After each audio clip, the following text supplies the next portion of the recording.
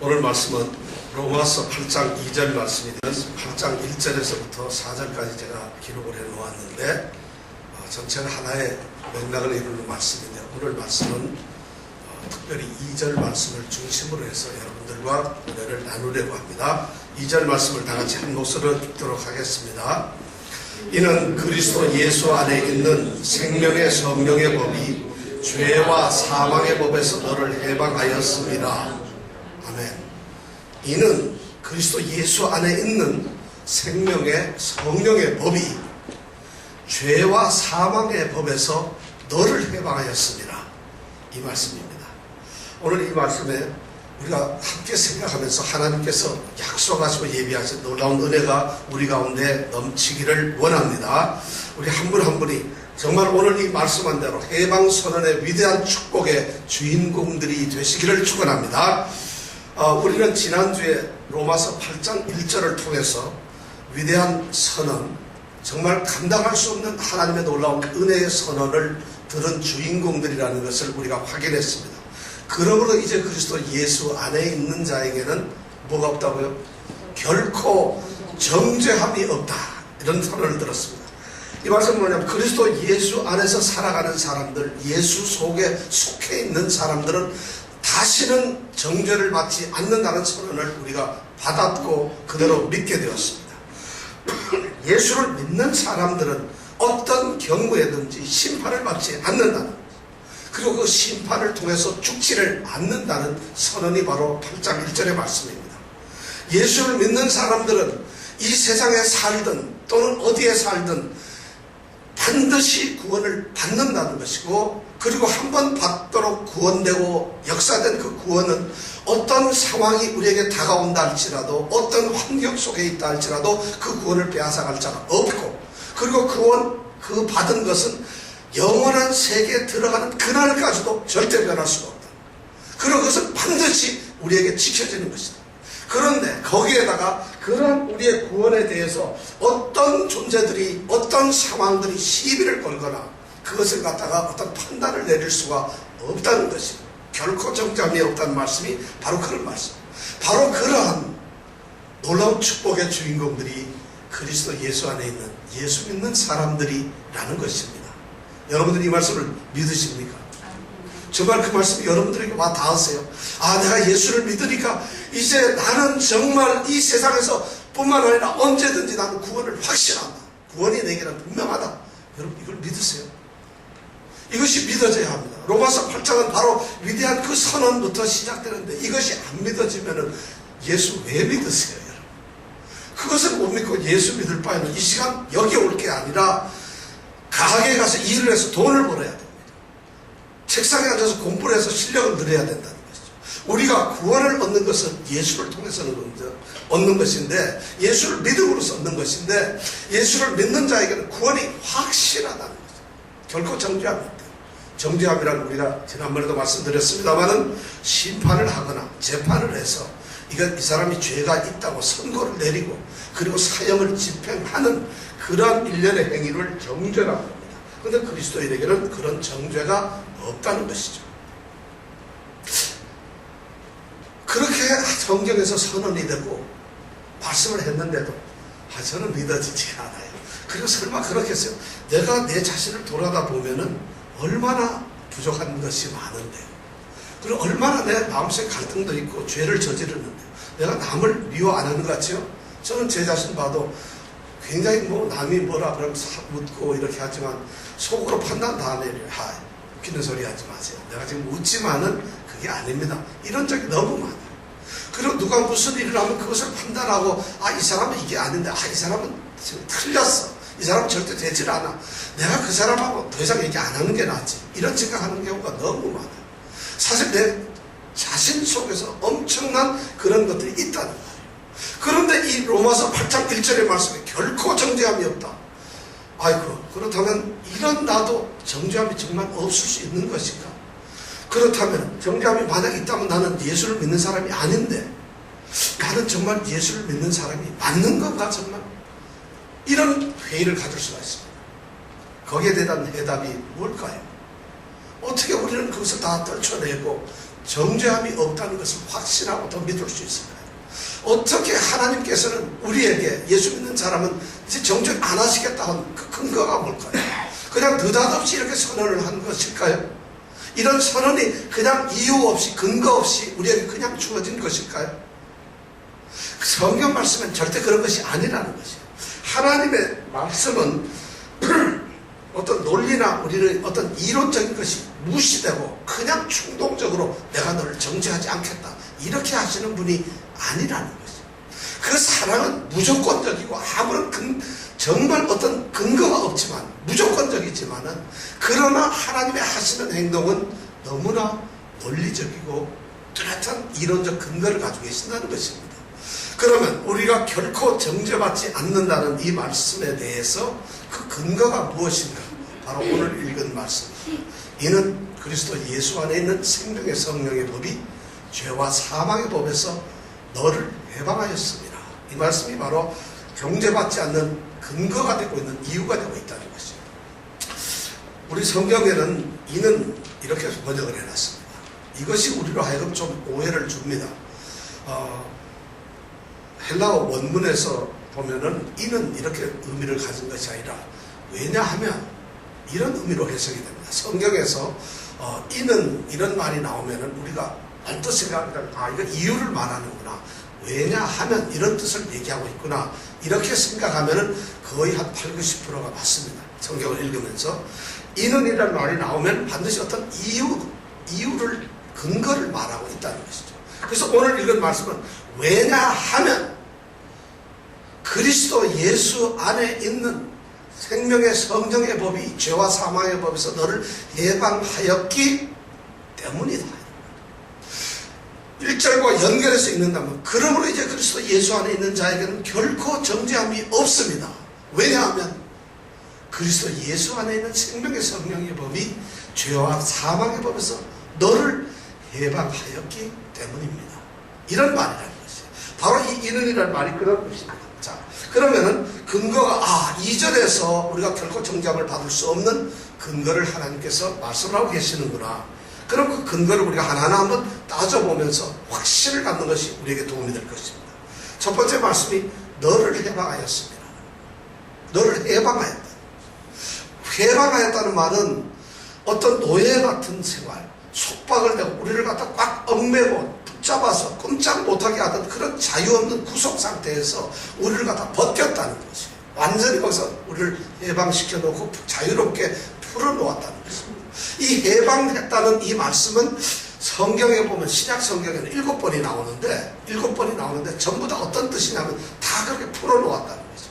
그런데 이 7번이 쓰이는 이 성경 말씀이 그냥 어떤 세상의 권력이나 세상의 능력이나 또는 스스로 해방되었다는 것이 아니라 반드시 그 해방을 시키는 주체가 예수님이라는 거죠. 성경에 보면은 그래서 예수님이 주체가 되어서 우리를 해방을 시킵니다. 자유롭게 했다.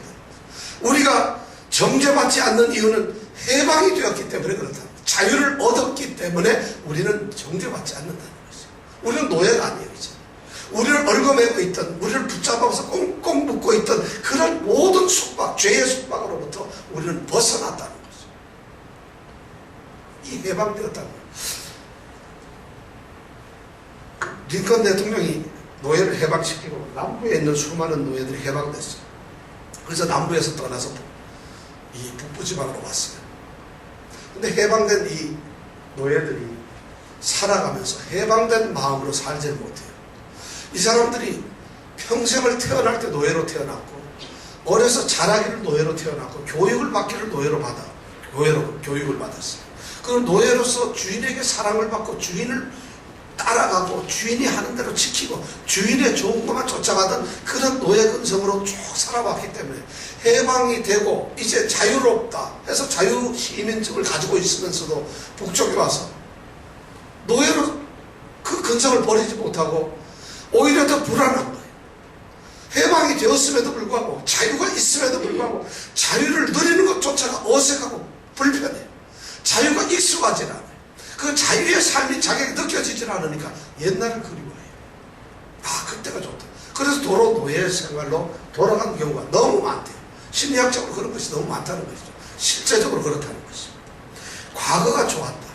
그 그런데 오늘 말씀에는 그런 것이 아니라 바로 그러한 노예 상태에서 이제 해방되었기 때문에 우리는 결코 정죄를 받지 않는다. 그러니까 우리에게는 바로 자유가 있다는 거죠. 해방이 되었다는 이러한 마음을 우리가 가져야 된다는 거죠. 그런 선언에 대해서 우리가 확신을 가져야 된다는 거죠.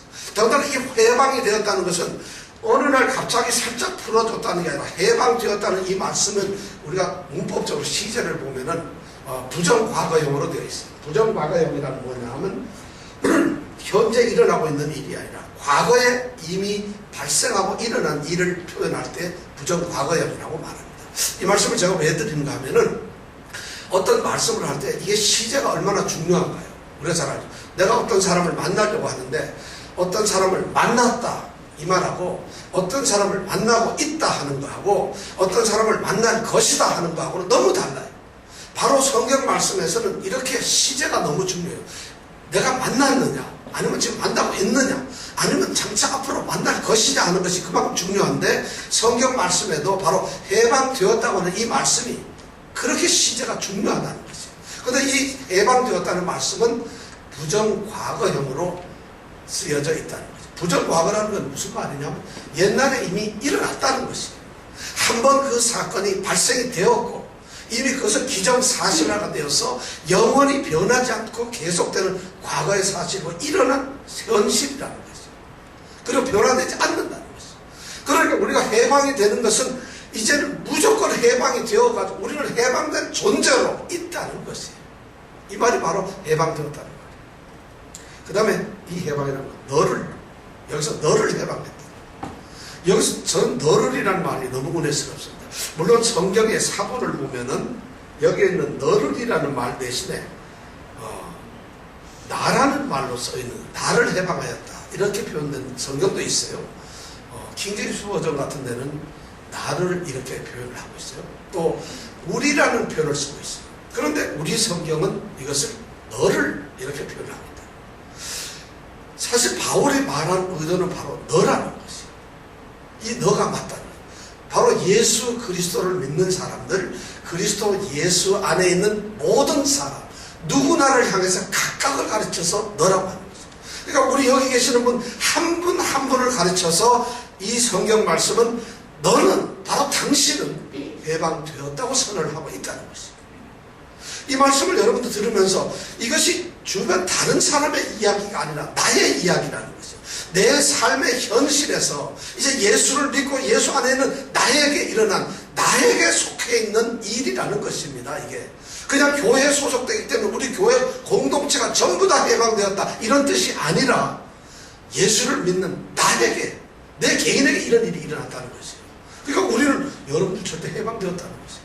더군다나 이 너라는 표현을 쓴 것은 우리가 로마서 7장에 보면은 바울 사도가 얼마나 나라는 표현을 많이 썼어요. 오라 나는 곤고한 사람이로다 이런 표현을 쓰면서 죄와 사망의 그런 굴레 속에서 갈등하며 절규하며 그것이 힘들어하는 어떤 한 사람 나라는 사람을 그리스도인을 이야기를 하고 있었어요. 바로 그 사람을 빗대어서 오늘 바울 사도는 너라는 표현을 쓰고 있다는 거죠. 이제 그리스도인들이 그렇게 힘들고 예수를 믿지만은 어렵지만은 예수를 믿으면서도 갈등이 있지만은 그러한 너를 해방시켰다는 것이죠. 그리스도 예수 안에 있는 자에게는 예수를 믿는 사람에게는 이제 그 사람들에게는 그 예수를 믿는 사람들이 가지고 있던 얽매고 있던 자기 자신의 삶을 짓누르고 있던 모든 것으로부터 이미 과거에 분명하게 해방을 시켜 놓았다는 것입니다. 그래서 이제 그리스도인들은 더 이상 얽매인 것이 없어요. 자유하요. 그래서 이 말을 잘못 사용하게 되면은 그리스도인들은 모든 것에서 자유하다. 그래서 마음대로 해도 된다는 이런 주장을 가져올 수가 있어요. 그래서 양심의 자유 때문에 어떤 사람들은 총기를 잡는 것을 거부하고 전쟁을 하는 것을 거부하고 수혈을 하는 것을 거부하고 뭐 이런 일을 하는 사람들이 있어요. 그게 뭐냐면 자유하기 때문에. 사실 냉정하게 따지면은 우리 그리스도인들은 모든 데서 자유해졌습니다. 우리 이 세상에 어떤 것도 우리 그리스도인들을 잘못했다 이렇게 정죄할 수가 없어요.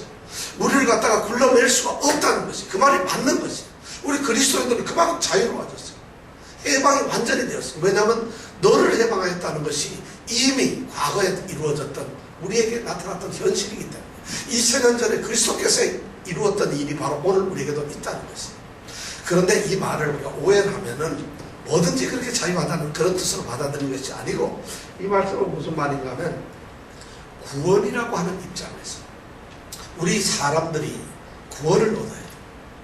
죽어요. 심판을 받고 죄 가운데서 영원한 형벌, 심판 그날에 우리는 형벌을 받고 지옥에 가요. 그런데 그런 구원의 문제에 있어서 우리가 한번 예수를 믿고 구원을 받으면 이 구원받은 것을 빼앗아갈 수 있는 어떠한 세력이나 어떠한 환경이 없다는 것이에요. 그래서 우리는 다시는 우리 받은 구원에 대해서 네가 이런 일을 했잖니, 네가 이랬었잖니 하는 그런 정죄나 심판이 없다는 것이에요. 그것이 바로 너를 해방하였다는 이 말씀이라는 것이죠. 자, 그렇다면 우리가 여기서 중요하게 되는데, 해방이 되었는데 어디로부터 해방이 되었습니까? 우리가 어디서부터 해방이 되었습니까? 무엇으로부터 해방이 되었습니까? 기아로부터? 또는 어떤 우리를 불편하게 만드는 어떤 억압으로부터? 우리가 해방된 것이 어디로부터냐? 구원을 얻은 우리는 무엇으로부터 해방이 되었느냐 하는 말씀이에요. 근데 오늘 성경 말씀에 보니까 어디서요? 죄와 사망의 법에서 해방되었다는 것이에요.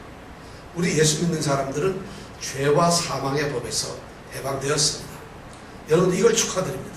우리 지금 이 자리에 계시는 분들이 비록 어떤 날은 예배를 빠질 수도 있고, 또 예배 시간에 잠깐 사업 생각을 할 수도 있고, 어떤 옛날 헤어진 애인을 생각할 수도 있고, 하여튼 잠깐 떠날 수 있어요. 그러나 우리 예수 믿는 사람들은 분명하게 말씀드릴 수 있는 게 죄와 사망의 법에서 해방이 되었다는 것입니다.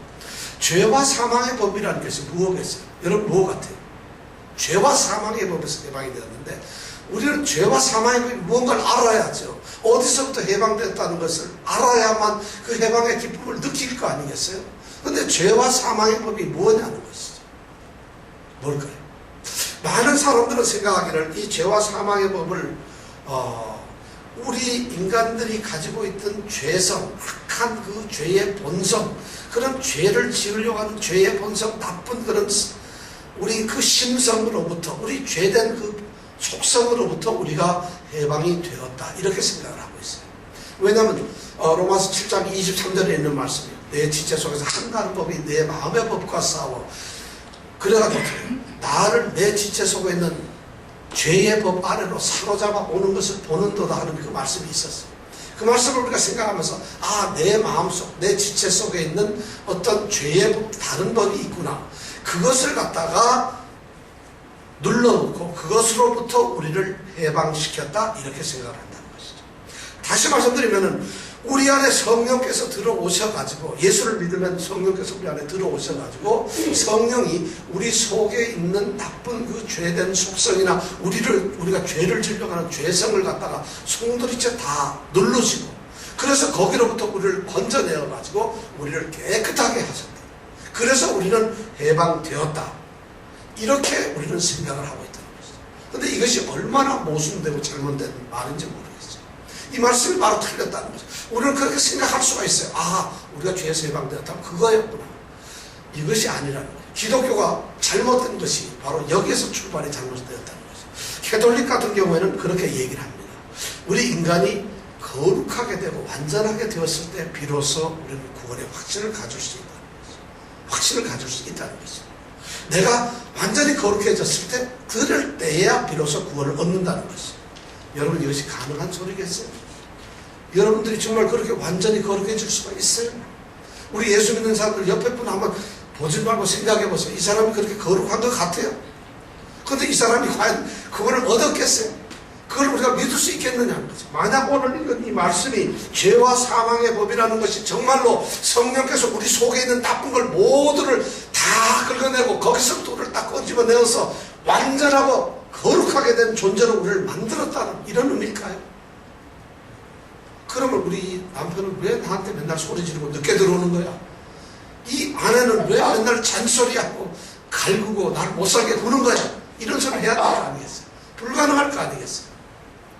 바로 기독교가 그렇게 잘못 생각을 하고 있었다는 거죠. 그게 아니라는 것입니다. 왜냐하면은 우리가 거룩하게 되었다는 그 결과로 해서 우리가 이렇게 정죄함을 받는 것이 아니에요. 정죄 받지 않는 것이 아니에요. 우리 스스로가 모든 행동으로부터 그리스도인들이 완전하게 성화되어 가지고 정말 깨끗하고 거룩한 사람이 되었기 때문에 이제는 내가 너에게 정죄하지 않겠다. 결코 정죄하지 않는다. 왜냐하면 너는 죄가 없기 때문에. 이렇게 되는 것이 아니라는 것이에요. 우리가 이때까지 성경적으로 로마서 7장까지 쭉 설명해왔던 말은 그런 설명이 눈꽃만큼도 없어요. 그렇게 할 수가 없어요.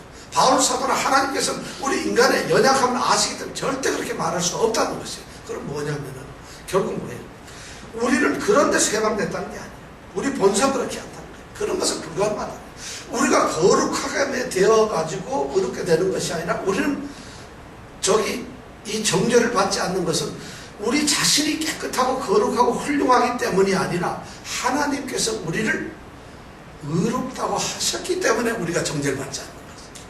우리는 죄가 있어요. 나쁜 짓도 하고 우리는 그렇게. 그렇지만 예수를 믿고 예수 안에 있는 사람이기 때문에, 예수를 믿었기 때문에 하나님께서 너를 의롭다고 선언을 하셨어요. 이심치 믿음으로 그렇게 되었다는 거죠. 우리는 그렇게 되었어요. 그래서 하나님께서는 그 믿음으로 그렇게 된 우리를 비로소 정죄하지 않겠다는 거죠. 그런데 우리에게 그런 깨끗함이 있는 건 아니라는 것이죠. 바로 이것이에요. 그러니까 우리가 여기서 착각을 하면 안 된다는 거죠. 그래서 사람들은 예수를 믿으면 완전 성화가 된다. 예수를 믿으면 완전히 거룩한 존재가 되어버린다. 이렇게 생각을 하는데 우리는 거룩함을 이루어가는 사람들이라는 것이죠. 우리 주변에 우리에게 만약 그런 것이 있다 하더라도 우리가 용납을 하는 것이 아니라, 그래도 우리가 받아들이는 것이 아니라 그런 존재라는 것이에요. 그런 존재의 성령께서 오셔가지고 우리를 거룩하게 성화되도록 만들어 가고 계신다는 것이에요. 이 말씀을 기억해 주세요. 자, 그럼 죄와 사망의 법이 도대체 뭘까? 그럼 우리 속에 있는 우리를 막 나쁜 짓을 하게 하고 죄를 저지르게 하는 우리의 죄된 속성이 그런 것이 아니라면 죄와 사망의 법이라고 도대체 뭐겠어요? 거기서 해방되었다는데 그럼 뭐에서 해방되었다는 거예요? 우리가? 여러분 뭐겠어요? 로마서 1장서부터 7장을 3번 이내로 빠지고 설교를 계속 들었던 분은 답을 아실 수가 있는데 뭐겠어요? 뭘까요? 율법이에요. 율법. 죄와 사망의 법이라고 하는 것은 다름 아닌 하나님의 율법이에요. 하나님께서 모세를 통해서 이스라엘 백성들에게 주셨던 십계명을 포함하는 그런 하나님의 도덕적인 법을 말하는 이 율법이에요. 우리가 율법으로부터 해방이 되었다는 거죠. 우리 예수 믿는 사람들이 하나님이 모세에게 주고 이스라엘 백성들이 신주처럼 모시고 완전히 하나님의 귀한 은혜라고 생각했던 그 율법으로부터 우리 인간은 해방이 되었다는 거죠. 하나님의 율법으로부터 여러분들이 해방되었어요. 자유하게 됐어요. 율법이 여러분들과 관계없다는 거죠. 이런 엄청난 선언을 지금 하고 있다는 거죠. 아유, 이런 말이 이거 바울이 정신이 나간 거 아니겠어요? 제가 이런 말을 할 때 이단인가요? 오늘 성경 말씀에는 죄와 사망의 법이 율법이에요. 율법. 하나님이 주신 율법으로부터 우리 그리스도인들은 해방이 됐기 때문에 우리는 결코 정죄받지를 않는다는 것이죠. 왜 이것이 율법일까요? 이것이 율법이 과연 맞는가요? 이 전제가 틀려버리면은 제가 너무 잘못한 얘기다. 죄와 사망의 법이 율법이라고 하는 제 이 선언이 만약 이렇게 말하고 있는 해석이 잘못된다면 저는 하나님께 지금 큰 하나님의 엄청난 지금 벌을 받아야 될 그런 존재예요. 근데 저는 이걸 율법이라고 생각했다고 했어요. 자, 왜 율법이냐? 우리가 로마서 1장부터 7장까지 쭉 오면서 봤을 때 율법이 주어진 그 기능이 있어요. 율법이 우리 사람들 사이에서 하고 있는 그 역할이 있다는 거죠. 그 기능이 쭉 바울 사도가 이야기를 했는데 중요한 기능이 두 가지가 있어요. 율법이 무슨 일을 하느냐 하면 첫째는 우리에게 죄를 드러나게 한다는 거죠. 인간들이 저지른 죄를 죄로 하여금 인간이 죄인이라는 것을 자꾸 드러나게 하는 거죠. 왜냐하면 율법이 없을 때에는 우리가 죄를 잘 몰랐어요. 그런데 율법이 들어옴으로 인해서 계명으로 말미암아 우리가 드디어 죄가 뭐라는 것을 알게 되었다는 거죠. 법이 없는 곳에서는 율법이 없는 곳에는 범함이 없다고 얘기를 했어요. 법이 없고 법이 정해지지 않으면 죄가 되질 않아요. 이 세상도 마찬가지예요. 어떤 사람을 벌을 주기 위해서 죄에 대해서 판단을 하기 위해서는 그 판단 기준이 법이에요. 근데 법이 없으면 죄가 성립이 되질 않아요.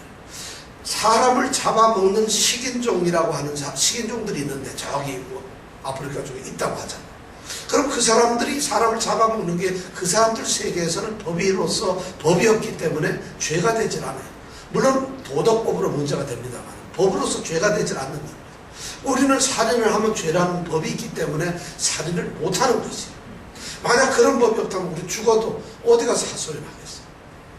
바로 이 율법이라는 것은 우리에게 그런 죄를 드러나게 한다는 것이, 이것이 첫 번째 율법이 하는 역할이고, 두 번째 기능은 뭐냐면 그렇게 죄가 드러나게 되면은 그 드러난 죄에 대해서 반드시 심판을 하고 재판을 해서 그 죄에 대한 결과를 갖다가 반드시 선고를 한다는 것이, 사망 선고를 한다는 것이. 율법이 없으면 그것이 안 되는 것이. 우리가 죄를 아무리 저질러도 우리를 판단하고 감옥에 넣어야 될 법이 없는데요, 기준이 없는데 어떡합니까? 오제 심슨이라고 하는 사람이 아무리 나쁜 짓을 한 것처럼 우리가 심정적으로 믿고 법적인 상황과 정황이 다 그렇게 되었다 할지라도 법이 명확하게 규명을 안 하면 감옥에 가지 않아요. 바로 이게 법의 논리라는 거죠. 바로 율법이 하는 일은 뭐냐면 이것이 죄라고 하는 것을 정했어요. 하나님께서 이스라엘 백성들이 하나님을 잘 섬기고 있는데 이제 하나님의 백성으로서 그들이 이 세상에 살아가면서 하나님의 백성은 마땅히 이러한 일을 지켜야 된다고 하는 율법, 법을 주신 거죠. 그래서 그 법을 받은 건데, 그 법이 바로 이스라엘 백성들이 그전에는 멋대로 했는데 법을 받음으로 인해서 이것은 하나님 앞에 죄가 되는구나, 이런 일을 하지 말아야지, 그렇게 하는 거죠. 그리고 그 법을 어기면 하나님께서 돌로 쳐 죽여라 또는 어떻게 하라는 벌을 내리셨다. 율법이 없어 그게 되지 않는다. 바로 율법은 죄와 이 사망이라고 하는 그 판결에 대한 결과에 대한 사망이라는 것, 이것과 같이 가는 삼두체전을 이루고 있다는 것이죠. 율법이 하는 일이 그런 거라는 것이죠. 그렇기 때문에 율법은 죄와 사망의 법이라고 우리가 할 수 있다는 것이죠. 바울 사도가 그렇게 얘기를 했어요. 바로 율법이 죄를 정죄하고 판단하고 심판하고 선고하고 그 다음에 형을 집행하는 것이 바로 율법의 기능인데, 그것이 바로 죄와 사망의 양 두 가지 기둥을 잡고 있는 것이 바로 율법이라는 것이죠. 그러니까 죄와 사망의 법이라고 할 수밖에 없다는 것이죠. 그래서 율법으로부터 우리는 해방이 되었다는 것이죠. 그 다음에 그럴 뿐만 아니라 바울 사도가, 제가 이렇게 말하는 것은 저대로 해석이 아니라 바울 사도의 이 다음 성경 말씀을 보면 알 수 있어요. 이전에서 인 그리스도 예수 안에 있는 생명의 성령의 법이 죄와 사망의 법에서 너를 해방하였습니다 하고 3절에 가보면 율법이 육신으로 말미암아 연약하여 할 수 없는 그것을 하나님은 하시나니 그 죄를 인하여 자기 아들을 죄 있는 육신의 모양으로 보내어 육신의 죄를 정하사, 이런 말씀을 쓰고 있어요. 이 말씀은 뭐냐면은 죄와 사망의 법에서 해방을 했는데 죄와 사망의 법에서 왜 해방을 했는가를 설명을 하고 있어요. 그것이 바로 율법이라는 말이 나옵니다. 그 말씀은 죄와 사망의 법이 율법과 동일한 법이라는 것이 같다는 뜻이에요. 그래서 죄와 사망의 법은 율법이라고 우리가 이렇게 결론 지을 수가 있다. 그럼 우리는 어디로부터 해방됐다고요? 율법으로부터 해방됐어요. 여러분도 율법으로 해방된 것을 축하드립니다. 이런 말 하려니까 좀 뭔가 캥겨요, 그죠? 그러나 오늘 성경 말씀은 분명히 죄와 사망의 법인 율법으로부터 우리가 해방이 되었다는 것이에요. 그리스도인들은 결코 정죄받지 않습니다. 그 정죄로부터 해방이 되었습니다. 우리에게 정죄를 가져오고 정죄를 하고 정죄를 통해서 우리를 얽매였던 그 율법이 이제는 없어요. 그리스도인들은 율법으로 사는 사람들이 아니라는 것이에요. 이제 그리스도인들은 하나님이 주신 그 법 속에 갇혀서 율법을 지키려고 율법에 얽매가 율법을 두려워하고 율법의 규정을 지키려서 두려움 속에서 그렇게 살아가는 사람들이 아니라는 것이에요. 그리고 우리 자신은, 그리스도인들은 바로 거룩해서가 아니라 하나님이 의롭다 하심을 했기 때문에 우리는 정죄를 받지 않는다는 이런 말씀을 했다는 것이에요. 자, 그렇다면은 우리가 이제 율법에서 해방이 되었는데, 그렇다면 죄와 사망의 법인 이 율법에서 우리를 해방시켜준 그 해방군은 누구일까요? 누가 우리를 해방시켜줬어요? 여러분, 이것을 알아야 돼요. 우리는 그냥 어느 날 갑자기 율법이 너 해방이라고 율법이 우리를 해방시켜준 것이 아니에요. 그 율법의 규정으로부터 우리가 나는 이제 율법을 무시합니다, 관계를 끊었습니다 하고 우리가 독립선언을 한 것이 아니라는 것이에요. 율법으로도 해방을 시켜준 것이 누구라고요? 오늘 성경 말씀을 보니까 그리스도 예수 안에 있는 생명의 성령의 법이라는 거죠. 할렐루야. 생명의 성령의 법이 우리를 해방을 시켰다는 거죠. 이 생명의 성령의 법은 무슨 법일까요? 여러분 아멘 했는데 생명의 성령의 법이 뭐예요? 그럼 죄와 사망의 법, 율법에서 해방을 시킨 생명의 성령의 법이란 도대체 뭘까요? 뭐겠어요? 그 방언은사지요, 성령은사 이건가요? 이게 뭘까요? 생명의 성령의 법이라는 겁니까?